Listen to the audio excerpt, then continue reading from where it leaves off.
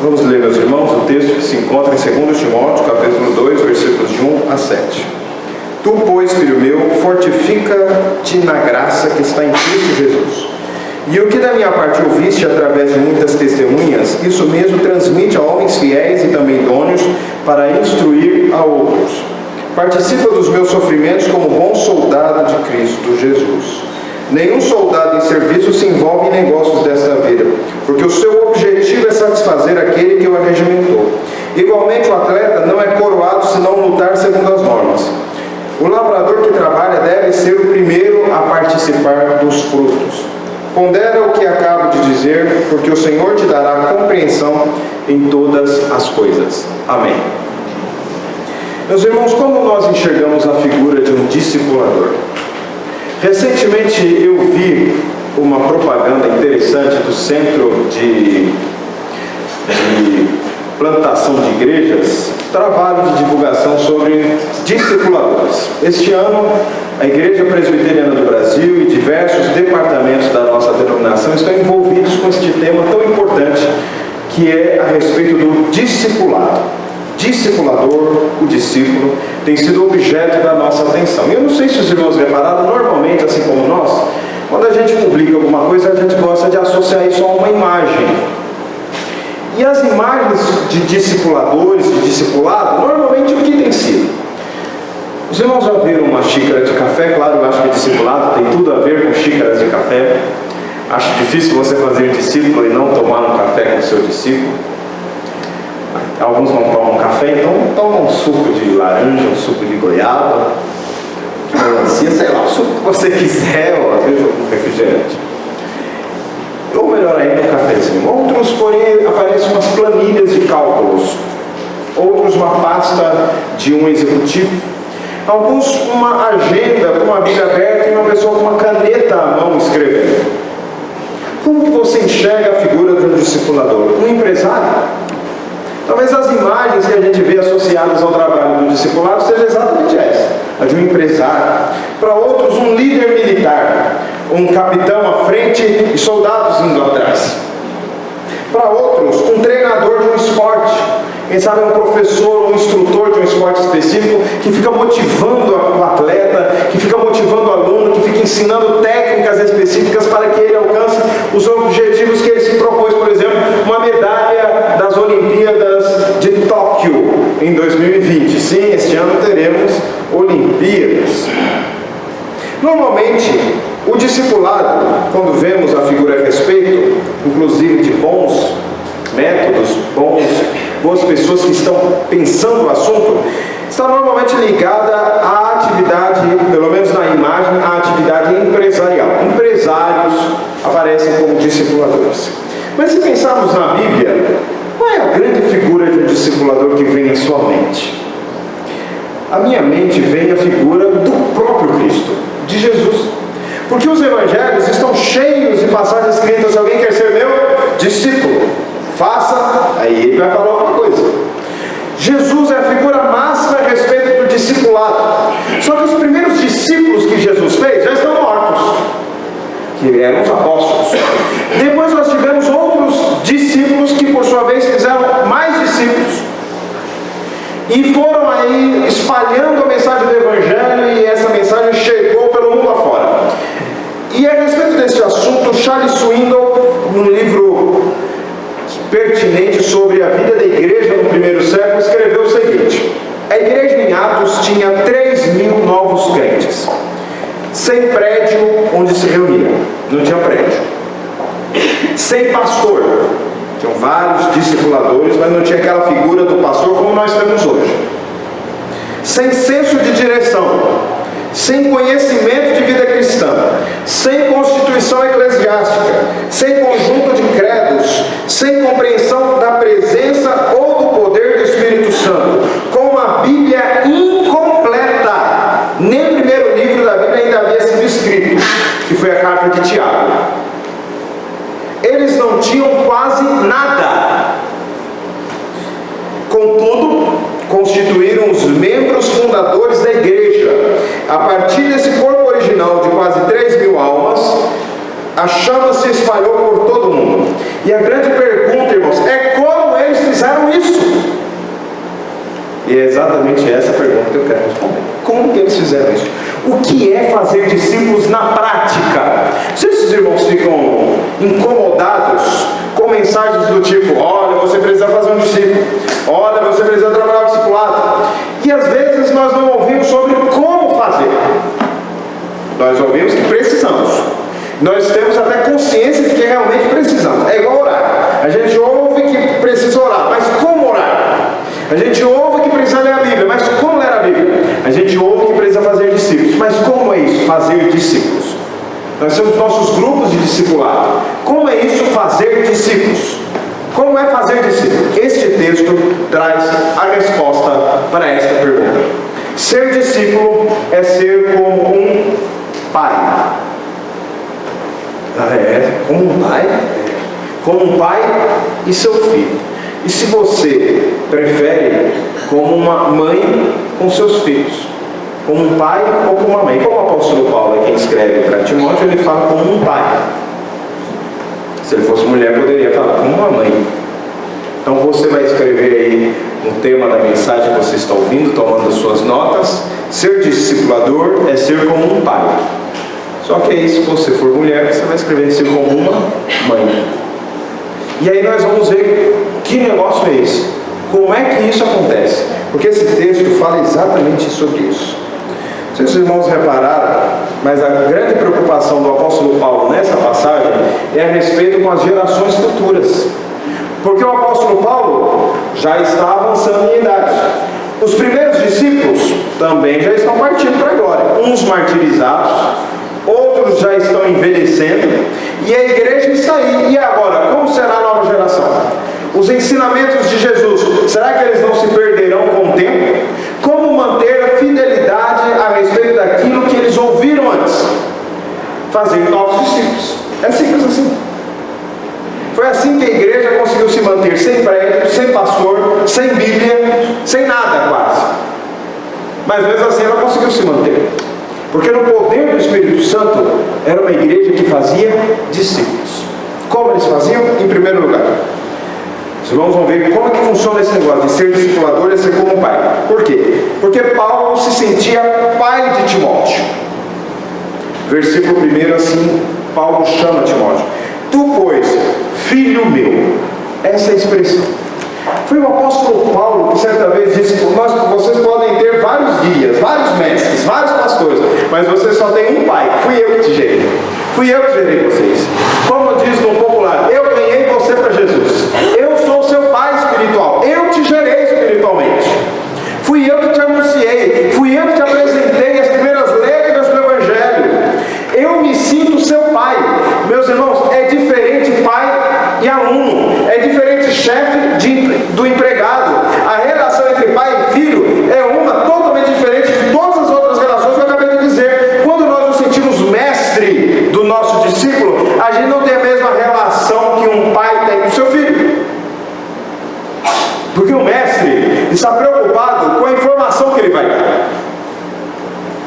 O pai está preocupado com o futuro que o seu filho vai ter. O pai se preocupa com muito mais do que simplesmente em transmitir conhecimento. Ele transmite conhecimento, normalmente transmite conhecimento, mas ele não faz apenas isso. A forma como ele faz é diferente. A preocupação que ele tem é diferente. Assim o apóstolo Paulo também se preocupava com Timóteo. Para Paulo, Timóteo era um filho. Assim como filhos eles tinham nas diversas igrejas que ele havia plantado. Assim, meus irmãos, devemos ser nós quando formos fazer discípulos. Nós não devemos pensar que somos mestres transmitindo conhecimento. Nós temos que pensar que somos pais investindo em seus filhos. É assim que deve funcionar. Certa vez eu fui almoçar com um pastor muito famoso no Brasil, sobretudo na Assembleia de Deus. Já tem aí passado dos 60 anos, mais ou menos. E aí ele quis, e eu era recém-ordenado, ele quis me transmitir alguns conhecimentos. Minha esposa estava almoçando também, ela guardou bastante essa informação. E o grande conselho, ele dizia o seguinte: eu tenho somente um conselho para dar para os jovens pastores. E o conselho é esse: tratem suas ovelhas como se fossem seus filhos. É o mesmo conselho que nós encontramos no apóstolo Paulo aqui neste texto. Vou além dos pastores. Não é apenas os pastores que devem tratar as suas ovelhas como se fossem seus filhos. Os discipuladores devem tratar seus discípulos, ou os discípulos de Jesus, que ele está encaminhando, como se fossem seus filhos. Por quê? Porque Paulo assim se sentia em relação a Timóteo. E os irmãos vão ver a estratégia de Paulo conforme nós vamos ler o texto.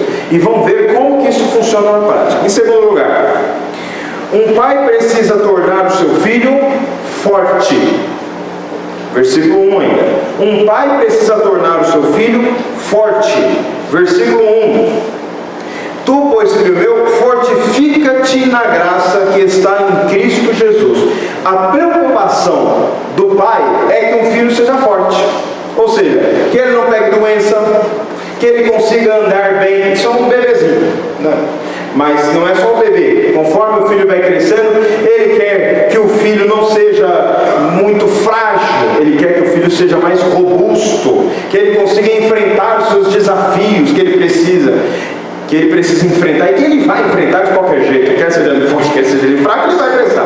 Ele quer que o filho seja resistente às dificuldades, às lutas. Um discipulador quer a mesma coisa, só que um discipulador da Bíblia, ele sabe onde está a fonte da fortaleza do seu filho, que é a fortaleza dele próprio. Fortifica-te na graça. O discipulador que a Bíblia ensina, demonstra, não é aquele sujeito que está falando: cola em mim que eu vou te dar força, eu vou te dar guarida, eu vou te sustentar. Ele não faz isso, ele fala: cola em Jesus que ele vai te fortalecer, que ele vai te dar graça, que ele vai te abençoar, que ele vai fazer com que você possa enfrentar e vencer as dificuldades que você tem. Um discipulador, ele não aponta para si mesmo, ele aponta para Jesus. Fortifica-te na graça que está em Cristo Jesus. Assim como ele de forma mais genérica escreve lá em Efésios, numa outra carta, no capítulo 6, que nós devemos estar revestidos do Senhor e na força do seu poder. A fortaleza em Jesus. Nós mesmos somos fraqueza pura. A pessoa que pensa, crente dentro da igreja, que ele é forte porque ele está na igreja, ele não sabe de nada. Ele é forte porque ele está em Jesus, e no dia que ele deixar Jesus por um pouquinho, aí estará a sua fraqueza. A nossa fortaleza está em reconhecer que somos fracos. A nossa fortaleza está quando nós nos humilhamos na presença do Senhor e nós falamos: nós não conseguimos, eu não consigo, Jesus, me ajuda. Aí está a nossa fortaleza. No momento que nós levantamos a nossa cabeça e pensamos: pode deixar que eu resolvo, aí está a nossa fraqueza. Quando nós somos fracos, é aí que somos fortes, porque o Senhor nos fortalece. Já foi o apóstolo Paulo que falou exatamente esta frase. Porque quando nós temos a consciência da nossa fraqueza, nós vamos até quem pode nos fortalecer. Um pai precisa tornar seu filho forte. Um discipulador precisa saber que o seu filho deve ser um filho forte. Ele não pode ser um filho fraco. Então ele precisará ser confrontado em alguns momentos. Ele precisará ser motivado em outros momentos. Ele precisará ouvir coisas que ele não deseja. Porque, irmãos, a gente só quer ouvir o que a gente gosta. O que a gente quer ouvir? Que nós vamos ser abençoados. O que a gente quer ouvir? Que Deus é conosco. O que nós queremos ouvir? Que Deus vai nos fazer prosperar. O que nós queremos ouvir? Que Deus vai nos curar. E o que nós precisamos ouvir? Que nós precisamos ser transformados, que nós precisamos nascer de novo, que a nossa fé tem que ser uma fé viva, que o nosso coração não está cheio de idolatria do dinheiro, cheio da idolatria da vaidade deste mundo, de pensar que nós precisamos estar em evidência. Quando não estamos em evidência, a gente fica chateado, aborrecido, vai para o psicólogo. E aí a gente fala lá: ninguém quer saber de mim. Certa vez uma pessoa chegou para mim e falou: pastor, eu estou com um problema com a igreja. Qual que é? As pessoas não querem me prestigiar. Eu falo: mas aí todo mundo então está com problema com a igreja. A gente não está aqui para nos prestigiar mutuamente, a gente está aqui para prestigiar a Cristo. E isso pode acontecer conosco? Pode, claro que pode. Nós podemos cair exatamente aí? Sim. E por isso essa advertência. Mas em terceiro lugar, um pai ensina seu filho. Um pai ensina seu filho. Versículo 2: o que da minha parte ouviste, através de muitas testemunhas, isso mesmo transmite a homens fiéis, que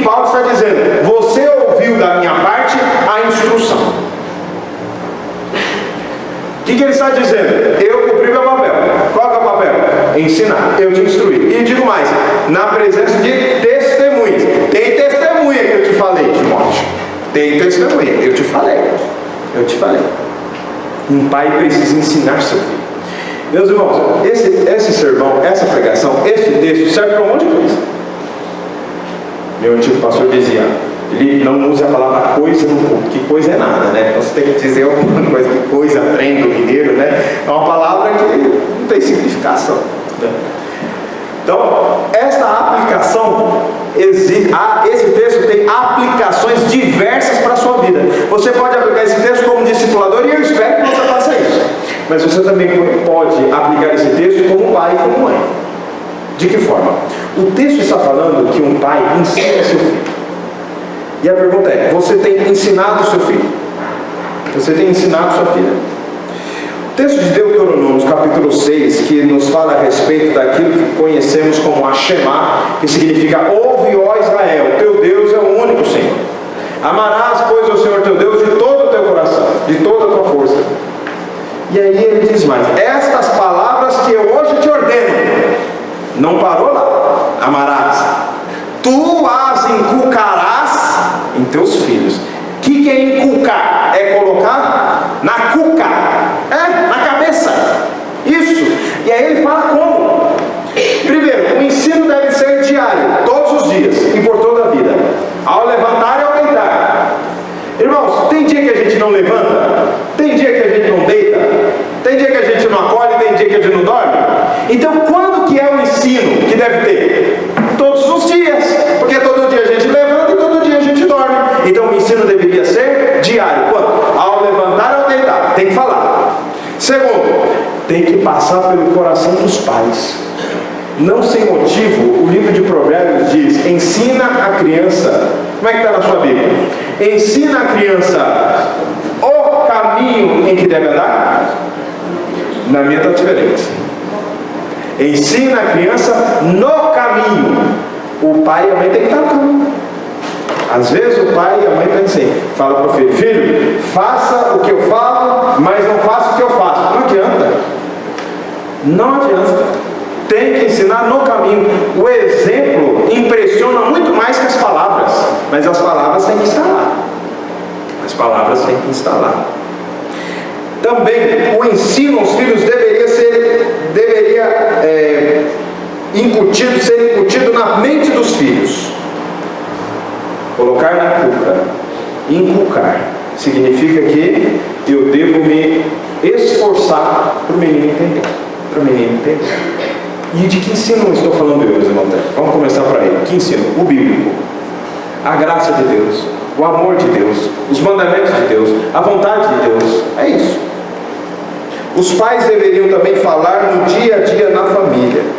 E o conteúdo deveria ser escrito em lugares visíveis para lembrar essas verdades.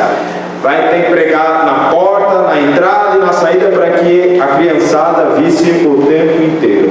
Ou seja, os pais devem fazer seus filhos memorizar essas verdades. O pastor está fora de moda memorizar, está fora de moda para você. Deixa eu aqui fazer um parênteses.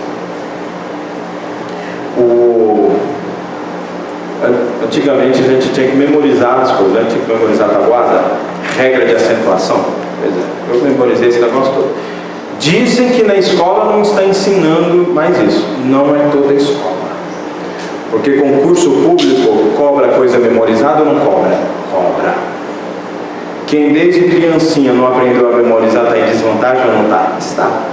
E muita desvantagem, porque nem sabe como memoriza. Vai ter que aprender a memorizar. Só que não é só tabuada e regra de acentuação que tem que memorizar, não. Tem que memorizar as escrituras.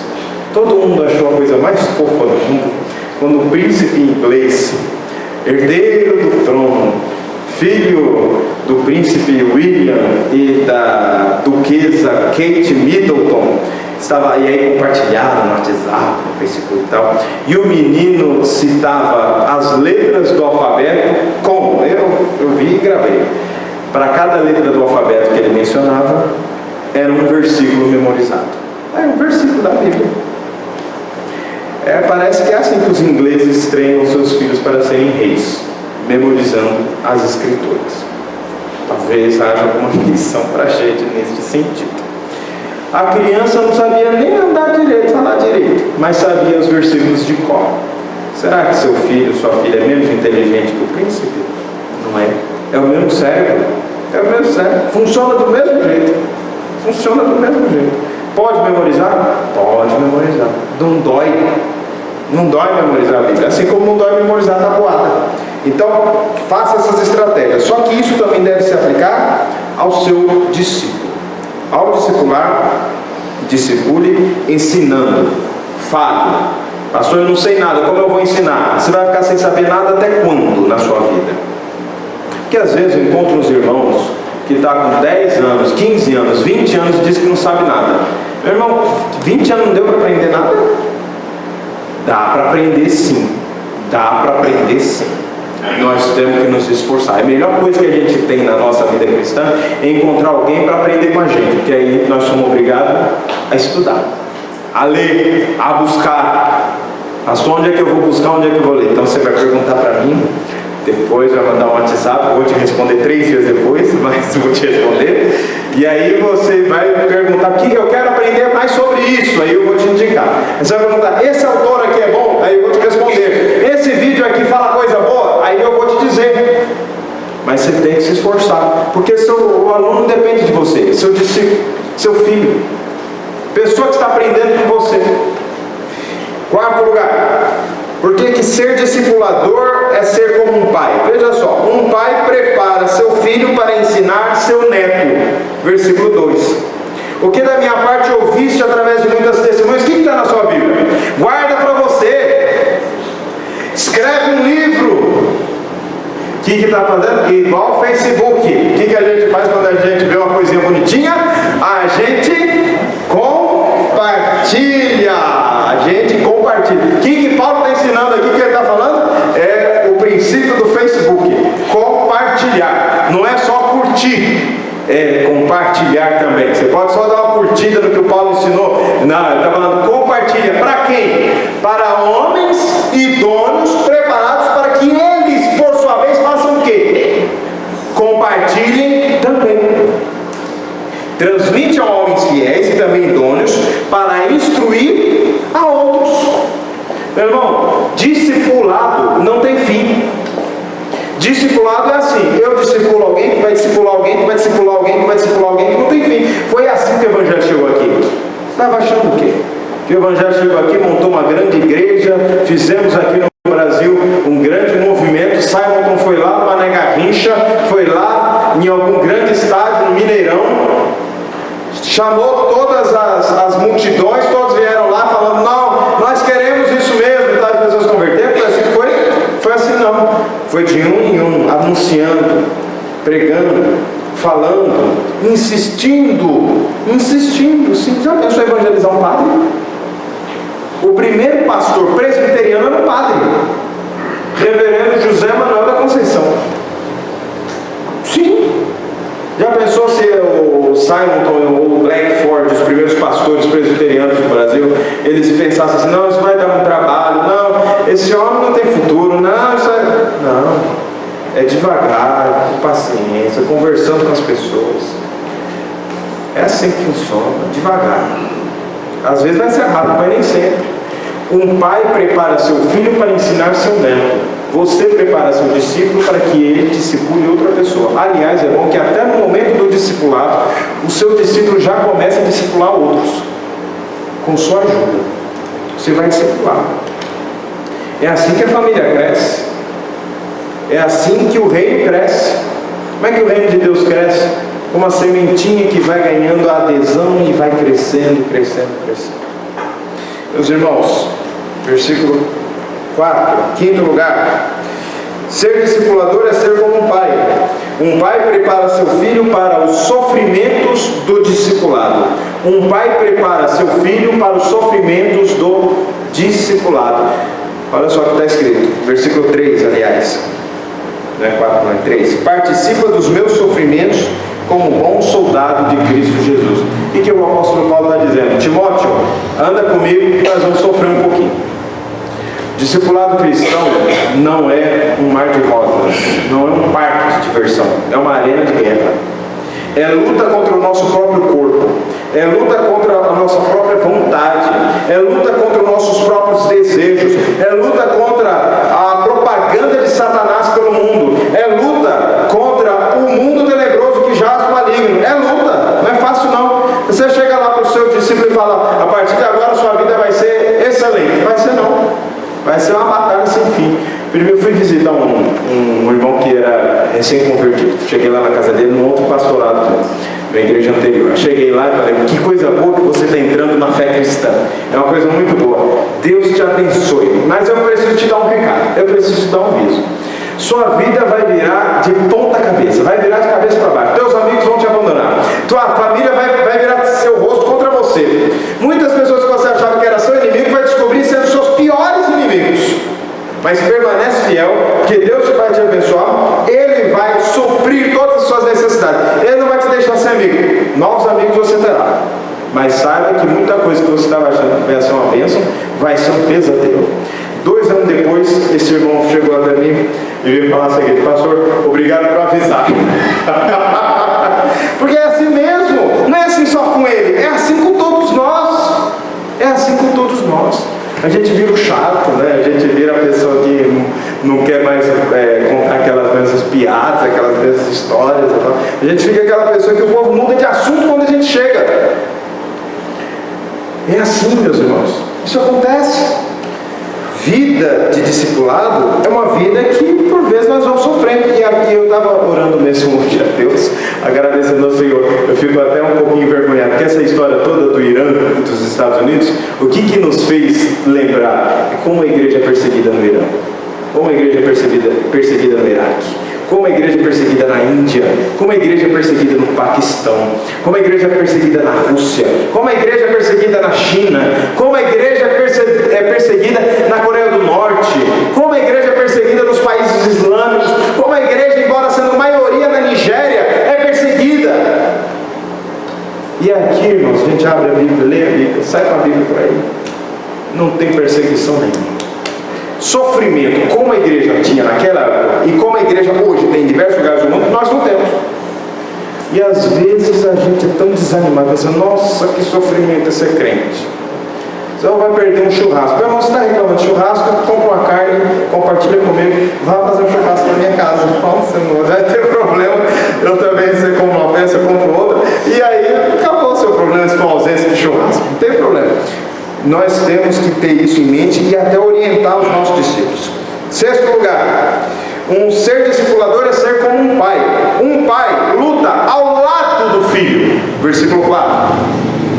Nenhum soldado em serviço se envolve em negócio dessa vida, porque o seu objetivo é satisfazer aquele que o arregimentou. Só que no versículo 3 antes ele fala: participa comigo dos sofrimentos de Cristo como um bom soldado. Eu sou um soldado, você também é. E ele mesmo, Paulo, chegando ao final da carta, ele fala: combate o bom combate. Meus irmãos, o que ele está falando? De uma batalha, mas uma batalha que ele não luta sozinho, ele luta com o seu discípulo, junto com ele. O discipulador e o discípulo têm que se obrigar à batalha. Eles têm que lutar juntos. Há várias batalhas espirituais que precisam ser vencidas, e nós precisamos vencê-las juntos, em equipe. Nós, quando olhamos como Jesus trabalhava no primeiro século, ele não mandava as pessoas sozinhas. Às vezes a gente acha que nós temos que fazer sozinhos as coisas. Ele mandava em equipe. Quando nós olhamos a igreja sendo multiplicada e trabalhando, fazendo missões, evangelização no livro de Atos, nós encontramos a igreja trabalhando em equipe. Nós temos que aprender a trabalhar em equipe. Nós temos que aprender a trabalhar em conjunto, juntos. Por isso nós temos nossos grupos para trabalhar em equipe. Você não precisa evangelizar sozinho. Você não precisa aconselhar sozinho. Você não precisa motivar as pessoas a se confrontar sozinho. Você tem uma equipe de pessoas para te ajudar. Um grupo, seus irmãos. 7º lugar. Um pai dá ao filho um objetivo. Versículo 4. Nenhum soldado em serviço se envolve em negócio dessa vida, porque o seu objetivo é satisfazer aquele que o arregimentou. Nós estamos hoje numa das maiores crises de identidade da juventude, porque eles não aprendem a ter um objetivo desde que nascem. a nossa geração cria filhos assim. Eu não vou dizer nada para ele. Quando ele ficar velho, ele escolhe o que ele quer ser, o que ele vai fazer. O povo não sabe nem ser homem, ser mulher, que era a coisa mais trivial e mais fácil de se perceber. Não tem mais nem identidade masculina e feminina. Não sabe quem é, não sabe de onde veio, não sabe para onde vai, não sabe como viver, não sabe ter sonhos. São pessoas desiludidas e fracassadas, embora sejam ricas, prósperas, bem-nascidas, formadas em boas faculdades, vivem em casas luxuosas, mas não sabem, a sua vida não tem propósito. E os pais estão falando, eu não falo nada para ele vai ser o que ele quiser. O texto está falando que um pai dá um objetivo para o filho. O filho tem que ter objetivos. Esses objetivos não vai aprender da lua, olhando para a lua, olhando para o sol, esperando ter uma epifania, ou quem sabe até uma teofania. Os pais dão os objetivos porque eles informam. Eles não estão dizendo o objetivo que ele está criando, ele está informando. Ele fala, filho, quando Deus criou o homem, ele criou o homem com 3 mandatos. Ele disse para o homem, olha, Adão, tal hora eu vou visitar você. Mandato espiritual, relacione-se com o seu Deus. Que é o objetivo? Seu objetivo é orar, seu objetivo é ler a Bíblia. Ele diz mais, far-lhe-ei uma auxiliadora que seja idônea. Seu objetivo é se relacionar com as pessoas. E o maior relacionamento que o Senhor nos deu é o relacionamento do casamento. E aí, em terceiro lugar, esse é o mandato social. E depois nós temos o mandato cultural. Que o objetivo é esse? É trabalhar. Meu filho, você tem que trabalhar. Desde criança você vai ensinar o filho a trabalhar. É o que a Bíblia ensina. É o que a Bíblia ensina. Vai dizer o quê? Não, quando você for mais velho, você vai aprender. Se você quiser. Não, você vai ensinar. Os pais devem fazer isso com seus filhos. Devem ensinar seus filhos a ter um objetivo na vida. Aí os pais reclamam, meu filho não tem objetivo na vida. E você deu um? Não deu nenhum, você quer que ele ache onde? Por aí? O objetivo é vender droga, ser o grande vendedor de droga. Não. Alguém deu esse objetivo para ele, não foi você. E aí? Meus irmãos, assim como um pai, uma mãe dá objetivo para os seus filhos, na carne, físicos, assim o discipulador deve dar objetivo aos seus discípulos. Uma vez alguém chegou para mim e disse, pastor, me converti, me batizei, fiz a classe de catecúmenos, entrei, e agora, o que eu faço na igreja? Você já fez essa pergunta? Você já se viu nessa situação? E aí algumas pessoas falam, vamos ver alguma coisa aí para você exercer seus dons. Não, meu irmão, você quer um objetivo? Faça outros discípulos. Faça outros discípulos. Esse é o grande objetivo. Sabe quando a igreja presbiteriana para de crescer? Quando ela se forma. Quando ela está no início plantando novas igrejas, ela cresce em abundância. Eu li isso no próprio livro de um pastor presbiteriano dos Estados Unidos, que ele dizia o seguinte: quando você for plantar uma igreja, você faz assim, você faz um grupo pequeno, convida seus amigos para ir na sua casa, sirva um cafezinho para eles, converse sobre a Bíblia, ore pelas suas dificuldades, ore pelas suas lutas, leia a Bíblia com ele. Aí o grupo vai crescendo e você tira todo mundo da sua casa e vai para o templo, aí vai sentar no banco. Aí lá ninguém vai orar por você, ninguém vai ler a Bíblia com você, você não conhece mais a vida de ninguém e não vai tomar mais cafezinho com ninguém. E aí a igreja para de crescer. A pessoa fala, por que a igreja parou de crescer? Porque saiu do sofá e foi para o banco. A igreja tem que estar no banco, mas também tem que estar no sofá. Tem que tomar cafezinhos com os outros.